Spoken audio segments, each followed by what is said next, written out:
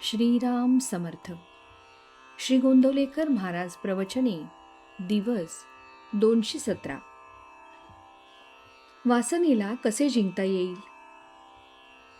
कितीही विद्वान पंडित जरी झाला तरी त्याला स्वतःला अनुभव आल्या वाचून ज्ञान सार्थकी लागले असे होत नाही.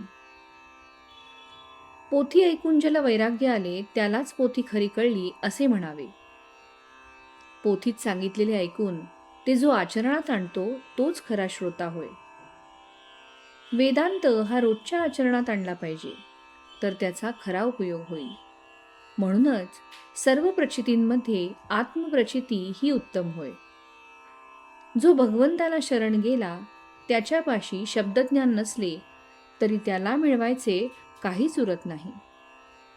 जो शब्दज्ञानाच्या मागे जातो त्याचा अभिमान बळावतो. जो शब्दज्ञानी नसतो त्याला अभिमान नसेलच असे नाही. अज्ञानी माणसालाही अभिमान असतो परंतु तो घालवणे सोपे असते. सद्गुरूला शरण जा म्हटले तर अज्ञानी माणूस मुकाट्याने शरण जाईल, त्याला शंका येणार नाही. काशीला जाणारे पुष्कळ रस्ते आहेत, पण कोणत्याही रस्त्याने जायचे तरी आपले घर सोडल्याशिवाय जाता येणार नाही. हे जसे खरे तसे कोणत्याही साधनात वासना बाळगून किंवा ती देवापासून निराळी ठेवून भागणार नाही. ती देवाची करायला, तिला मारायला देवाचे स्मरण पाहिजे. भगवंताचे होणे हे माझे या जन्मातले मुख्य काम आहे असे समजावे. मी भगवंताचा कसा होईन याचा सारखा रात्रंदिवस विचार करावा. मी दुसऱ्या कोणाचाही नाही ही खात्री असली म्हणजे भगवंताचे होता येते. आपले मन वासनेच्या अधीन होऊन तात्पुरत्या सुखाच्या मागे गेल्यामुळे थप्पड खाऊन परत येते. लोक समजतात तितकी वासनेला जिंकणे कठीण नाही. आपली वासना कुठे गुंतते ते पाहावे.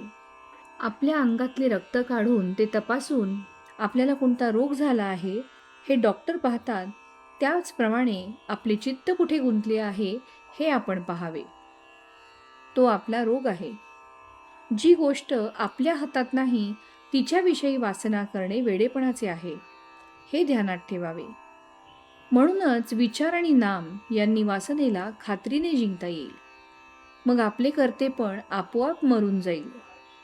हिमालयावर ज्यावेळी आकाशातून बर्फ पडते त्यावेळी ते अगदी भुसभुशीत असते, पण ते पडल्यावर काही काळाने दगडापेक्षाही घट्ट बनते.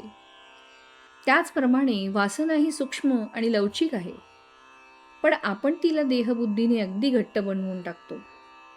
मग ती काढणे फार कठीण जाते. भगवंताची वासना ही वासना होऊच शकत नाही. ज्याप्रमाणे कणिक अनेक वेळा चाळून गव्हाचे सत्व काढतात, त्याप्रमाणे विषयाची सर्व वासना नाहीशी झाल्यावर जी उरते ती भगवंताची वासना होय. तात्पर्य, वासना मारायला भगवंताचे अधिष्ठान हा एकच उपाय होय. श्रीराम समर्थ.